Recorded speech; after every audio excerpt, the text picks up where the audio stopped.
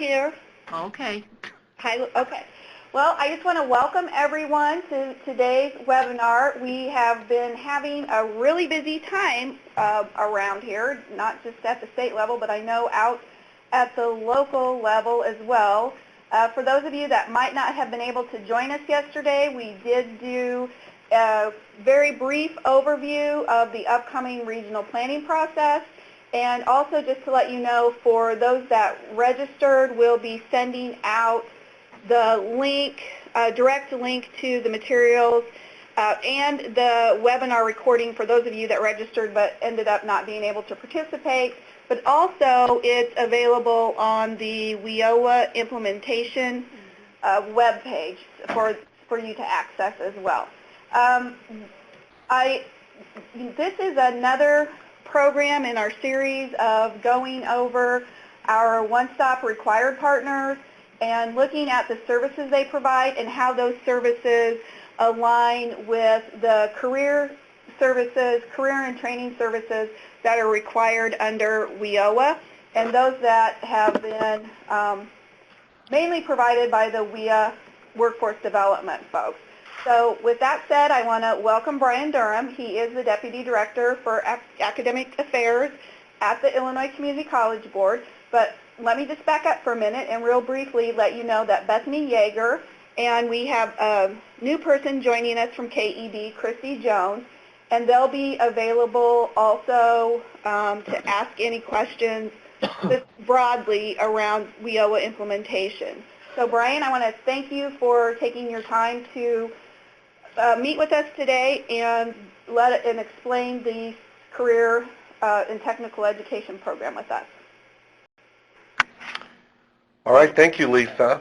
I'm happy to be here and happy to provide some information. I want to let everyone know that I also have Amanda Corso, who is the Director for Career and Technical Education, who is listening in on the webinar, and if I get stumped, I may have Amanda help me with questions. And then Whitney Hagee, who's the Associate Director for Career and Technical Education, as well as Levon Nelson, who many of you know, who is our lead for WIOA here at the agency. So my goal is to provide you with an overview, as Lisa said, of the Carl Perkins Career and Technical Education Act, which is a partner program, a required partner in the WIOA effort. So I am just going to jump right in. I encourage you to put questions in the chat box, and as time allows, we will do our best to answer any questions that we have. As you can see, you all, I've started off with my first typo there, I can see. You all know who the core partners are, and for those of you that are not real familiar, you have that set of core partners and then a whole lot of required partners as well, and Perkins falls in that group of required partners. What is Perkins? Perkins is the Career and Technical Education Act, which was signed into law in 1998 and reauthorized in 2006. It is about strengthening connections between secondary and post-secondary education, restructuring the way that stakeholders partner with one another, and increasing state and local accountability standards. At its core, Perkins is a program grant and a continuous quality improvement grant, and is aimed at supporting programs in the post-secondary space, particularly at our 48 community colleges around the state. And there are, of course, many of you will know, there are programs at the secondary level as well. And actually the State Board of Education, they are the lead agency as it relates to how the Department of Education works with us. So the State Director, Dora Welker, is the State Director of Career and Tech Ed. And the funding we get from the Department of Education is split between the State Board of Education and the Community College Board. And the secondary system gets 60%, post-secondary gets 40%. And the WIOA law addresses primarily the post-secondary career and technical education component. It's important to note that federal funding has remained pretty consistent over the years, and we are required to meet a maintenance of effort. So in other words, we have to come up with some federal funds, or excuse me, some state funds to match the federal dollars that we get. The 48 community colleges, through the administration of the Community College Board, receive about $15 million a year, and around that number in FY15. And that doesn't include leadership dollars that we get at the agency. So those dollars are formula and go to the college and support career and tech ed efforts. And in leadership dollars, we do things like support dual credit or a pretty extensive continuous quality improvement process that we have. Sometimes we support through leadership dollars, faculty externships. I mean, there's a variety of things that we do in that area. So who are we serving in Perkins? Now remember what I said. Perkins is a program grant. So it goes to colleges, and by and large it is utilized to do things like buy equipment, to pay some salaries, to support program development, curriculum development, and there's a variety of different activities that go on. The community colleges all use those dollars differently, and they submit a plan to us, and we work through those plans with them to make sure they're meeting the required uses of funds, which I'll get to in a moment. Not only that, though, but we also do support some career and tech ed students, and in particular, career and tech ed special population students. And in fact, Perkins requires that colleges provide activities and services to support special population students to remove barriers to the successful completion of a CTE program. These services include things like tutoring, mentoring, and note-taking. Before everyone gets excited about accessing $15 million to support students, however, I should point out that guidance provided through OCTAE indicates that this occurs under certain limited circumstances, that funds can be used for direct student support. So while Perkins might pay the salary of a tutor, it doesn't necessarily mean that they're going to pay an individual student's books, although there are a few opportunities for students to be assisted directly. They have to be a member of that special population and enrolled in a program. It has to be, whatever assistance they get has to generally be one-time and aimed at overwhelming barriers to successful participation, and it must be a part of a larger set of strategies to address student need, which I think is a good a synergy for the work that we're doing here. And colleges have to document all that. So there is some limited student support, but again, it's really about programs. Across the state, there are 4,627 approved community college career and technical education programs, and the largest areas of these programs are in agriculture, health, information technology, manufacturing, sustainable technologies, but ultimately those decisions are made at the local level. And so currently, while we certainly work with Commerce to decide upon and direct some state priorities, in the end, if Spoon River College has a need for folks who do rad tech, then they may focus their efforts there. And whereas Lakeland might need manufacturing and Wren Lake might need folks in construction, it varies pretty broadly. Now, one of the things that I was asked a little late to address that I don't have included in the slides, but I'll mention, is how are programs approved? Colleges are required to seek approval to offer programs for credit. Now, an interesting thing about Carl Perkins that I think that it's important everybody understand, when you get Carl Perkins, what you're getting is college career and tech ed.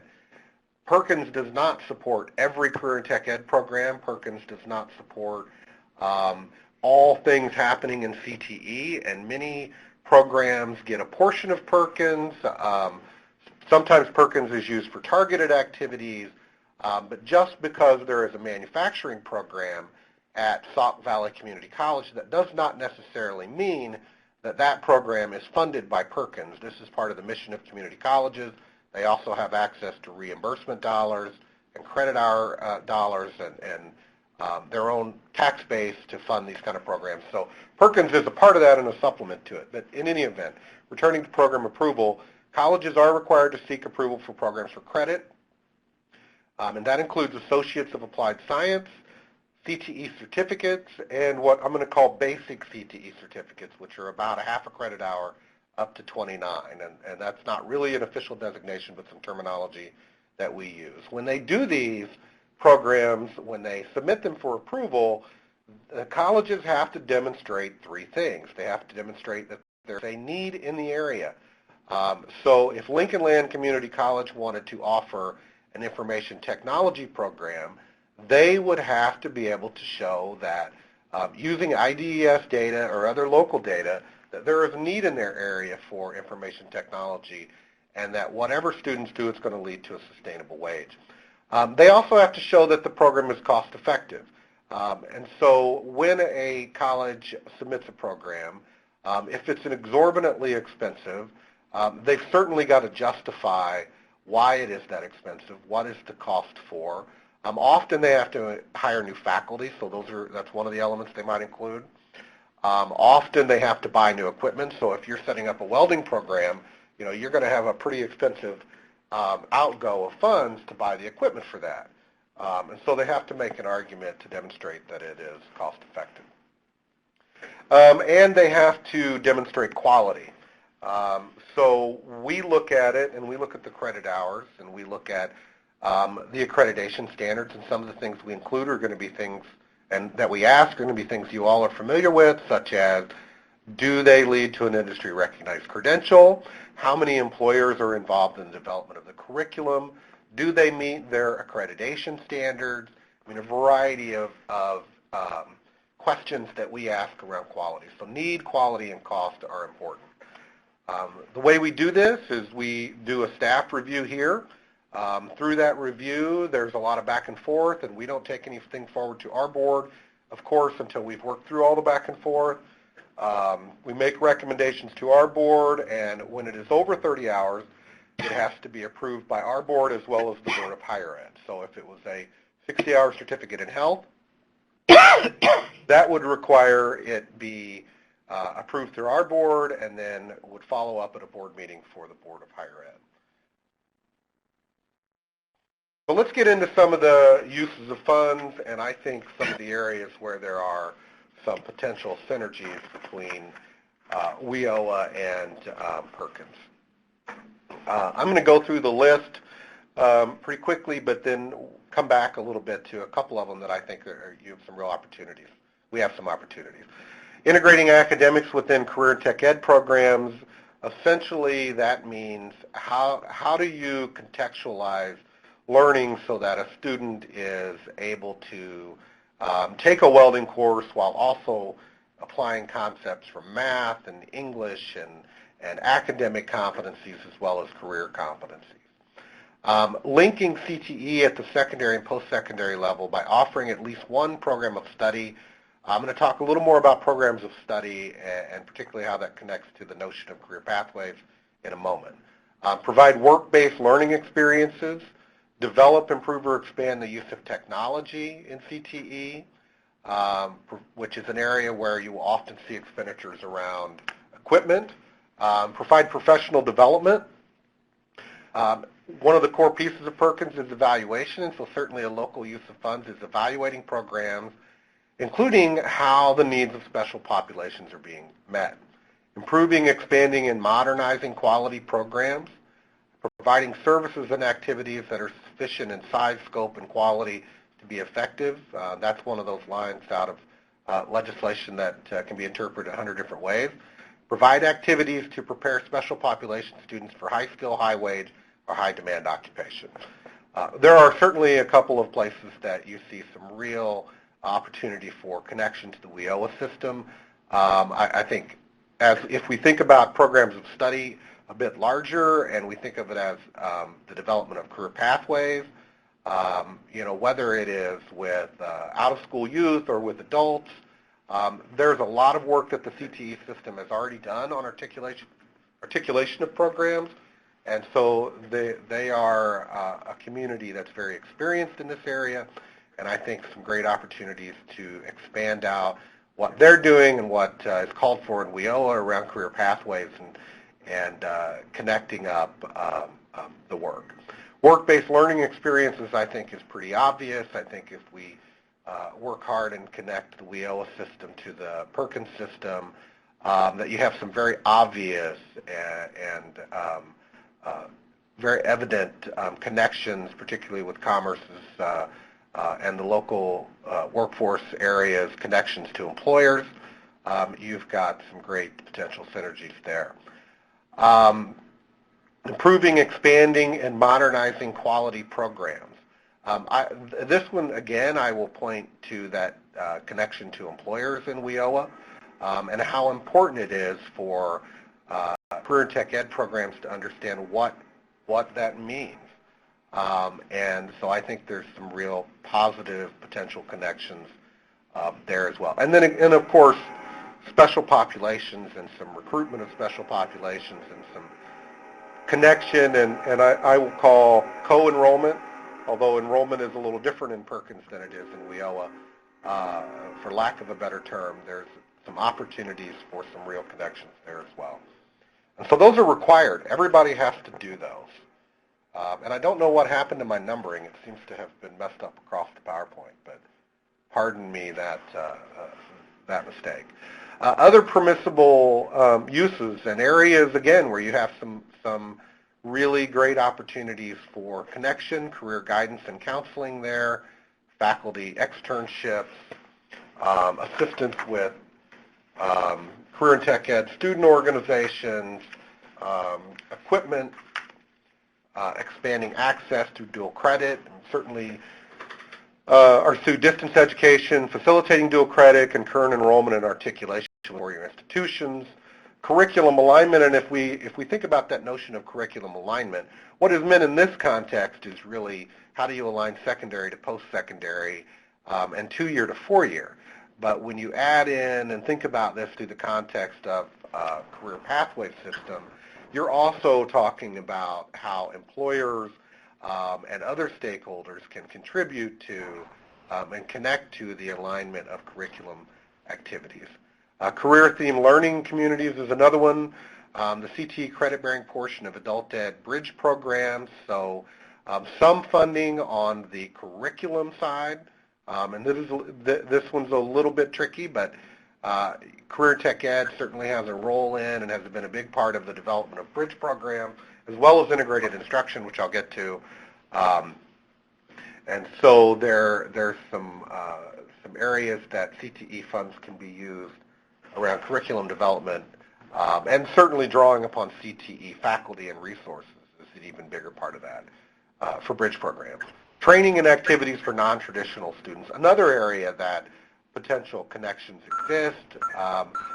In Perkins, one of the focus areas is on how do you get women into construction and males into nursing and, all the different non-traditional careers based upon gender. And so you have some obvious potential for connection of clients in WIOA and students moving into career tech ed programs there that could benefit both systems. So let me talk a little bit about programs of study, and from there I will also get into some conversation about career pathways and how it relates to CTE. A program of study, as it's defined in the Carl Perkins Act, incorporates secondary and post-secondary education elements, includes coherent and rigorous content, aligned with challenging academic standards and relevant career and technical content, and it's non-duplicative. So basically, it's stackable.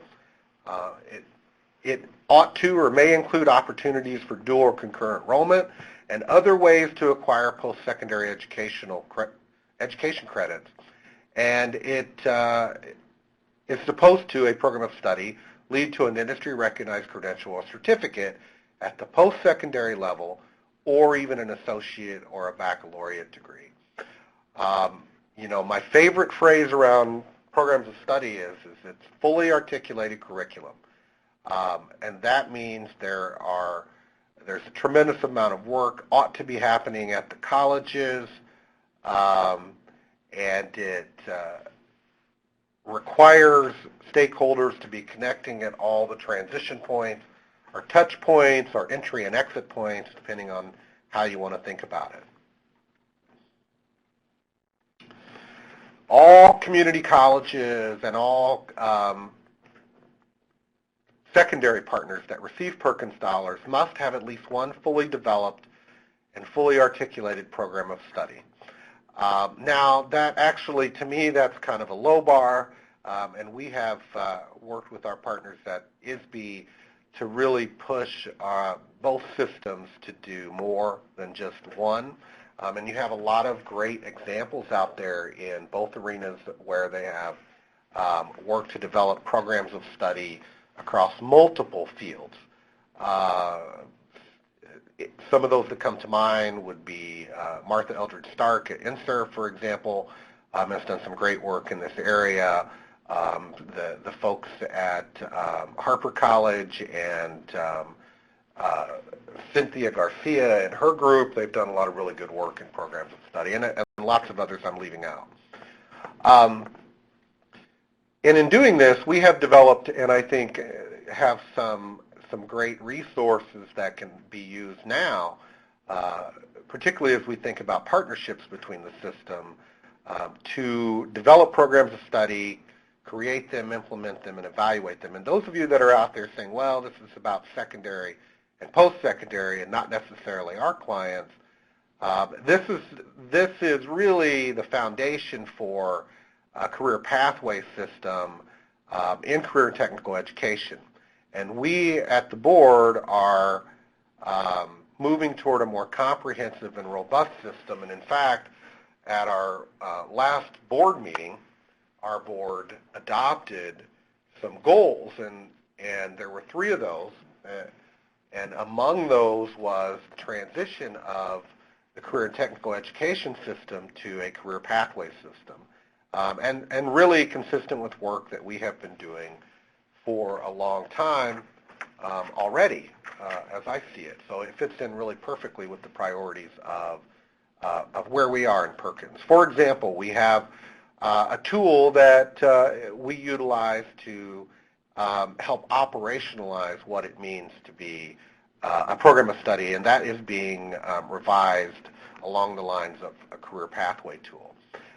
We have our Pathways to Results process, which essentially is a data-driven process where you drill down into local data and examine some equity considerations and look at what are some of the barriers to students being successful. And so those are some of the things that have come out of that. And we are moving certainly with all of our partners and consistent with the Workforce Strategic Plan adopted by the Community College Board to expand out the post-secondary CTE to look more like a career and technical, a career pathway system. And so there'll be more to come. And you can see the graphic on the right, and that goes back a couple of years, but that is based on the career cluster framework out of the National State Directors and Association of Career and Tech Ed and others, where we've mapped, and when you get on this on our website, you can actually see the programs there in bullet number 5 if you can see it, and we can drill down and look at what colleges have those. So that's just a graphical representation of what we're talking about here, but the main message is all this needs to be articulated and cut across systems, very consistent with the requirements of WIOA. So here are our performance measures that Perkins has to meet. They are obviously, these are the areas where local workforce areas and their partners are going to have a lot of conversation.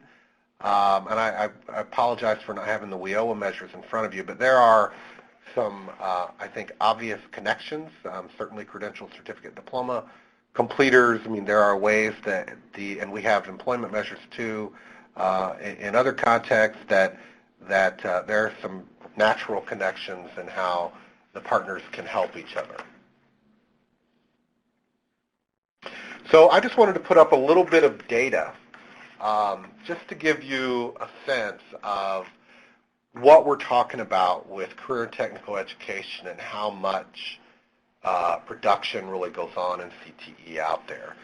Now, again, I remind you, with Perkins, you're getting career and tech ed because of the way that Perkins is diffused across community colleges. There's not a Perkins program, per se, in the same way that you're going to serve clients in a WIOA program. And it's going to vary quite a bit. And actually, some of the requirements of WIOA are going to require some work from us because of that, because of the way this program is laid out, the way Perkins is laid out. But anyway, there's some data for you. I will not go through every one of them, obviously, but I want to point out that the data is, this is the Northeast region, and you can see all the community colleges there, including the city colleges. And you can get a sense of how many degrees and certificates are awarded at each of these. And so in Chicago, for example, they awarded in fiscal year 2014 1,106 AAS degrees, Associate in Applied Sciences. And similarly, they awarded 6,615 certificates of less than 1 year. So a lot of credential production going on in the community college system, and that's just one region there that you're looking at. And this is and hopefully you can see it. If you can't, you will have access to the webinar and can zoom in at that point. But this is by career cluster.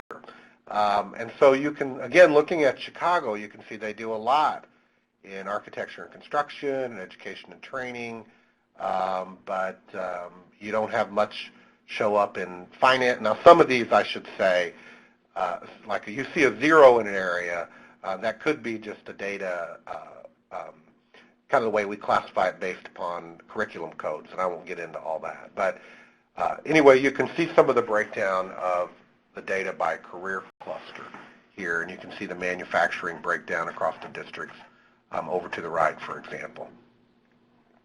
West Central region. So that's 2 colleges, very different area than Chicago, but we're collecting this data for the entire system.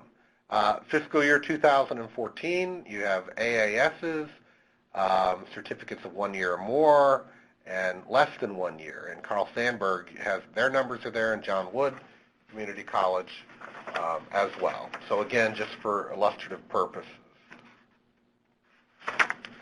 And there again is some of that information by career cluster.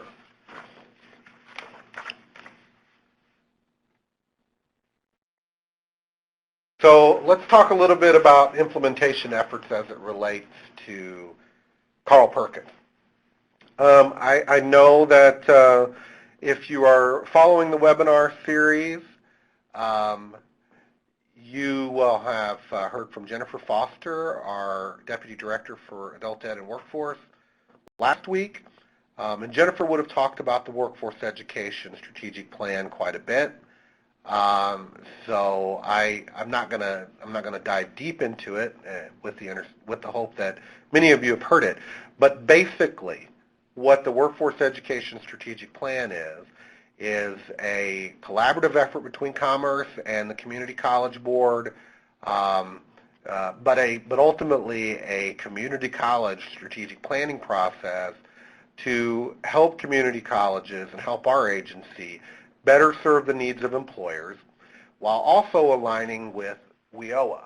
And career and technical education has been an integral part of that work, and we really see career and tech ed alongside all the other work that happens in this space with the LWIAs, the workforce boards, adult education, other partners, as really being a major piece of how the community college system can better serve employers. So we've already been talking in Perkins alongside these other partners about how CTE can connect with WIOA.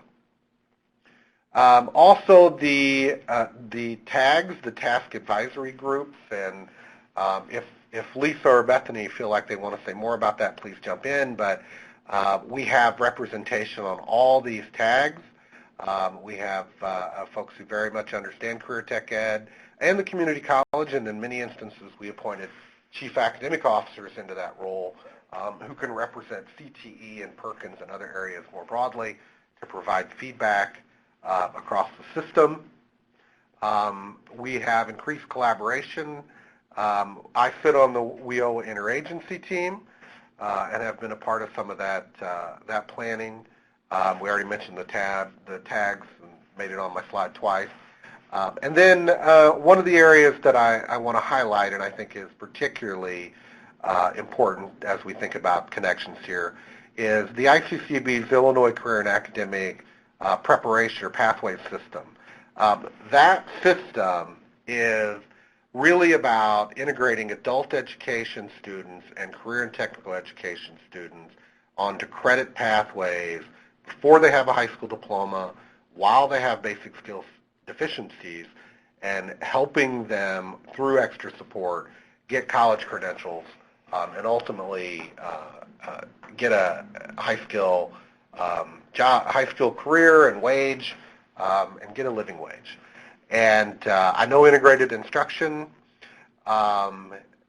is a component of WIOA, and we currently have, and I'm sure that Jennifer mentioned this as well, we currently have 25 colleges that are working on this project, and we have others that are on the burner, so to speak, waiting for the budget impasse to clear so that we can provide them with some pretty nominal seed funding. We're also doing some other things. We're exploring how to better utilize labor market data to inform the development of programs. As I said earlier, we require that information as a part of program approval.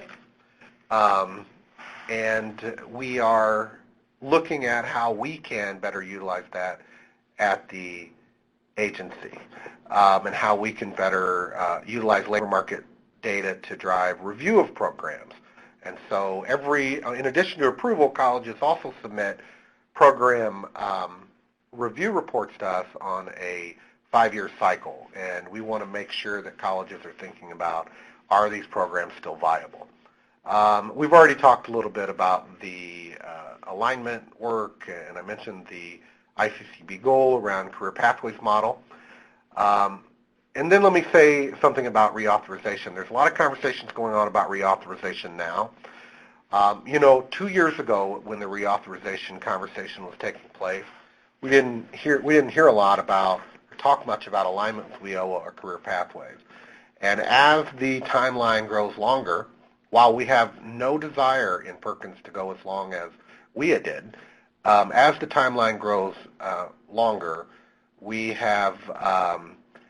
we're experiencing a greater push to align to WIOA, and particularly, and I think I'm very excited about, that idea of career pathways in Perkins.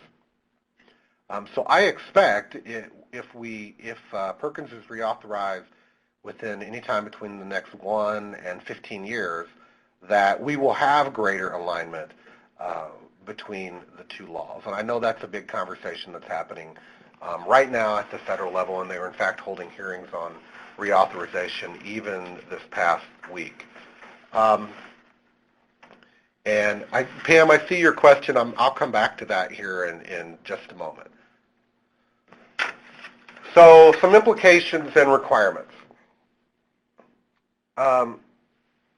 There is a requirement of shared infrastructure cost for one-stop centers for those that are designated as one-stops.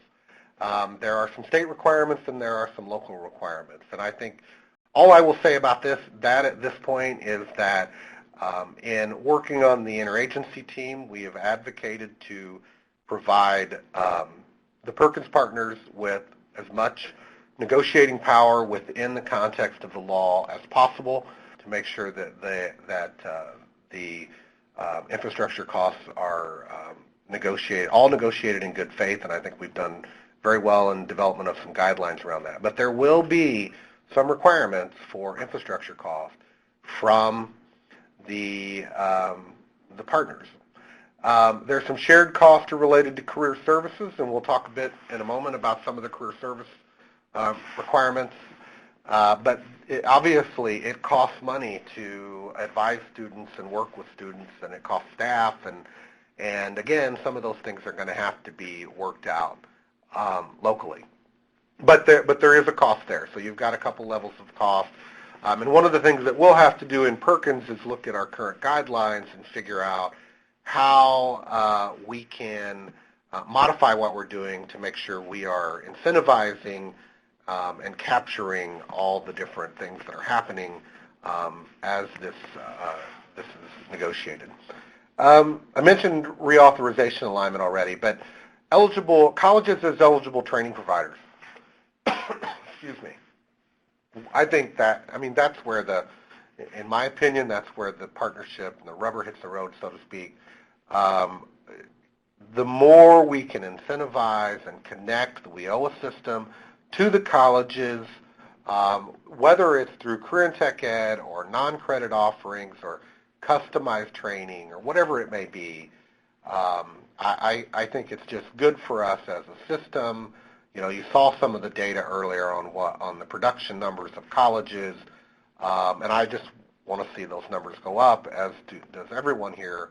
It's good for students, and I think we've got some really great models out there already in thinking about how we're doing ICAPs, for example. So colleges, and I'm not exactly sure where we are in that process for determination of eligible training providers, but my hope is that there's more and better connections to colleges this time around than last. Not to say that there weren't some good ones before. Already talked a little bit about integrated education and training, but basically this slide borrows some from Jennifer's conversation. Again, it aims to provide adult ed and literacy activities concurrent and contextually with workforce preparation, targets training in occupations and clusters that assist adults in their educational and career advancement. Career and tech ed is a key component in that, and in fact, the way that we do the model is there's a team teaching component to it, and that includes a career and tech ed instructor and an adult ed instructor, and then there's some support courses that go along with it.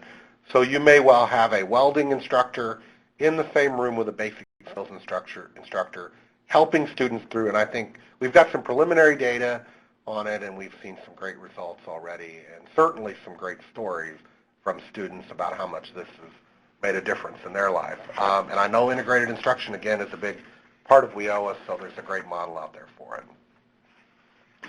So one of the things that we had to do through the WIOA interagency team was identify some areas that the Perkins and other partners had to do this as well, could and would provide services, and this is where we are now. So obviously Perkins is not going to determine eligibility for Title 1B, but they could potentially do intake and orientation, particularly as it relates to their own programs. You know, skill and support service needs assessment, that might be one of those areas where you have some synergies with that special populations students. Labor exchange, although we're going to get all our data from IDES, and certainly we try to make that data available to students. You know, I could go on and on here, but there are a number. And right now, what we have committed the system to is a technological solution. That is not to say that local areas will not decide to have on-site staff, and I think that is one of those conversations that really has to happen locally. And to your questions there, let me see where I'm at here. Okay, there's some additional resources. So you can look at those when you get to the webinar yourself. So let's talk a little bit about your questions. Number one, are any Perkins programs being affected by the budget impasse? All Perkins programs are being affected at the community colleges by the budget impasse. The State Board of Education had their budget released. The Community College Board does not have spending authority, and so no Perkins funds have been allocated to our system yet. There are 3 bills in the General Assembly that are looking to address that. It was a technical issue with the way funds were classified, and that's about all I know. We're hoping the funds get released soon because it's obviously important. Perkins does not cover the training cost. And if you're seeing that somewhere, then point it out to me because I need to make sure that's corrected. Perkins, remember, it is a program grant by and large. It can help some special population students. So let's dream up a scenario where you can give an ITA for $1,500 and a student gets there and you've paid their ITA, but they're not going to be able to go through the program unless they have their tools purchased. If they qualify as a special population student, which in many instances I would assume would be the case, then Perkins could, in that instance, buy their tools. Perkins could not buy their tools every semester going forward. Perkins can get them started, and if it's an overwhelming barrier, they can do something to help them at that moment. But again, back to my original point about this, Perkins is a program grant by and large. It is not a direct client, direct services grant. Pam, there is a list. I can certainly provide you with a list of all post-secondary Perkins contacts, and we can probably run down a list of secondary. I'm not sure if Dora or any ISB folks are on the line, but I think we can come up with that for you. Okay, so that is what I have. We have about 15 minutes if anybody has any other questions they'd like to ask.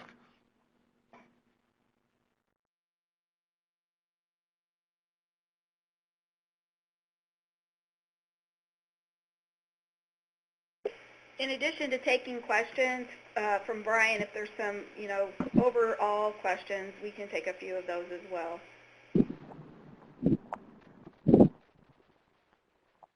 Gosh, Brian, you did a great job. We're not getting a bunch of questions. I aim for as many easy questions as I can get. Yeah, you guys can unmute yourselves and ask if you prefer. Isn't that right, Chelsea? Yes. Yeah, so please feel free to do that too.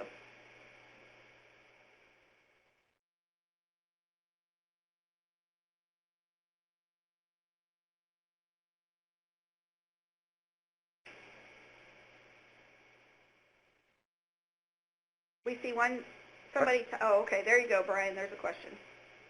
Sustainable technology programs in more detail. So you're referring to what are our greatest areas of growth?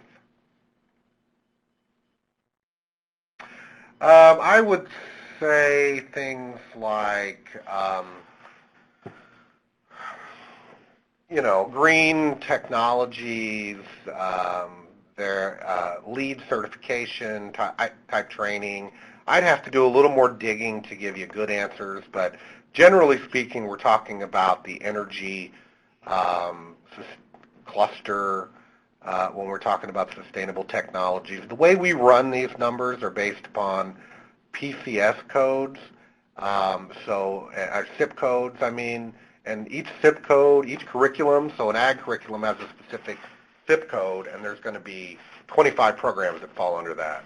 And we're going to have a similar thing with sustainable technology. So if I could be excused to share better information with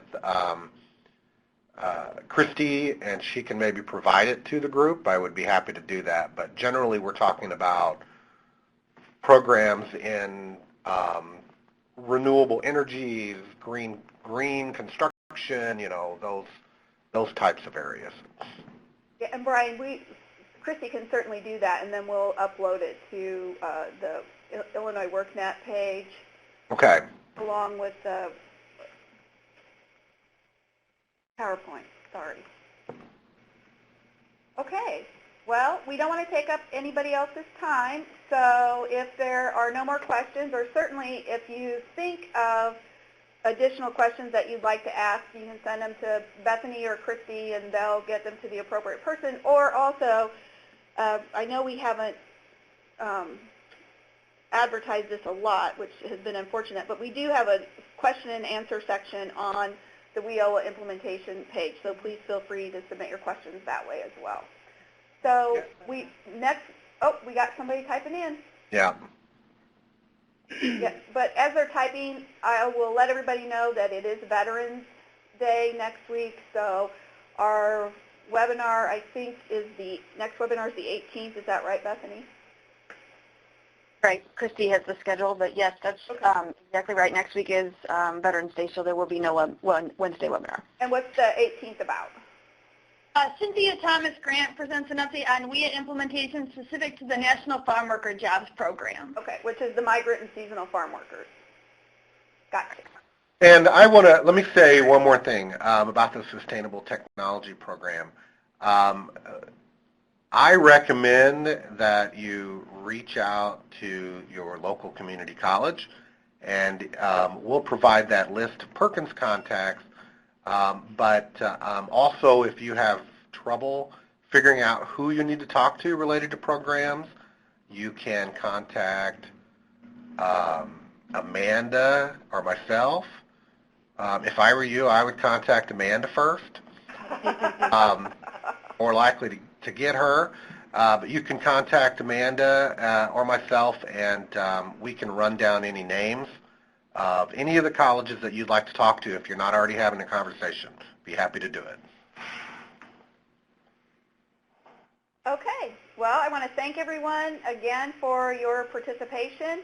And as always, if you have suggestions for topics or ways for us to improve our presentations, we are happy to hear that and adjust accordingly. So everyone have a great day, and we will be in touch. Thanks.